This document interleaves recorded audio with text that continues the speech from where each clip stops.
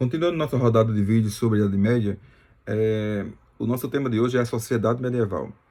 E a gente aprende lá atrás, no ensino médio, no ensino fundamental, que essa sociedade ela é dividida em estamentos, em categorias, que circunscrevem de um prestígio maior, médio e menor.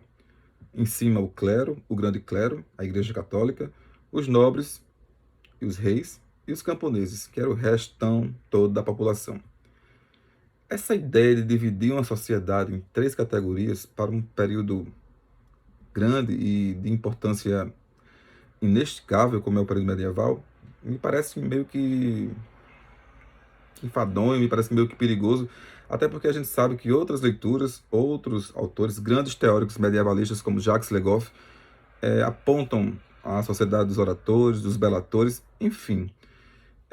Dentro do clero, né, existe a alta cúpula, o clero regular, o clero secular, os padres, os bispos, os monges e etc., que controlam de fato ali a estrutura da sociedade medieval, controlam o saber, controlam o conhecimento, controlam as regras, os dizeres, os ditos, os não ditos, os certos e os errados. E essa noção de certo e errado, mais para frente eu vou falar em outra oportunidade sobre essa questão do que é convencionalmente imbuído de se dizer que é certo e que é errado, e que a gente captura para a gente como sendo tendo essa visão e seguindo essa visão.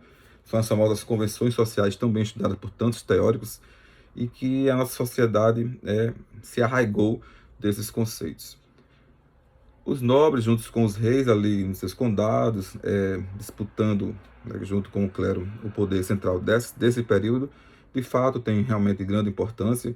Entre um dos reis mais importantes desse período está Carlos Magno, do Império Carolíngio, né, que investiu veementemente em educação, era analfabeto, mas investiu incessantemente nos estudos de educação, justamente pelo fato dele não saber ler e escrever.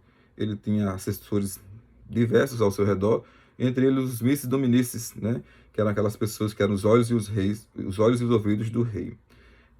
Carlos Magno construiu um grande império, né, o Império Carolíngio, que depois se estendeu para outros arredores do mundo medieval. Dentro da estrutura feudal, tem ainda a participação dos camponeses, os servos, né, os senhores feudais, que estão ali no meio da nobreza, e a gente já falou aqui da relação que se estabelece nesse momento, que é a relação de amizade, a relação de suzerania e de vassalagem. A Igreja Católica controlando todo o cerne da população mundial, da população medieval, e controlando também as estruturas religiosas, eclesiásticas, né, filosóficas, e também o saber e o conhecimento. Para se ter uma ideia, as pessoas eram obrigadas a seguir essa fé. Aqueles que ousassem distinguir dessa fé eram chamados de hereges, perseguidos, bruxas e queimados na Santa Inquisição. A Idade Média ela tem muitos grupos paralelos, né, que não se apresentam com grande veemência nas grandes historiografias, porque convencionou-se eurocentricamente dividir este período em um período estamental de três grupos. E aí eu bato sempre a minha tecla. É muito complicado, em tantos anos de período medieval, né, tantos anos, tantos séculos, atribuir uma divisão assim tão rigorosa. Mas é assim que as grandes historiografias trabalham, e a gente sabe que outros grupos, pequenos grupos, médios grupos, grupos distantes, escravos, mulheres, que não se apresentam com grande veemência ainda nessa historiografia. E vai se perpetuar por mais um tempo.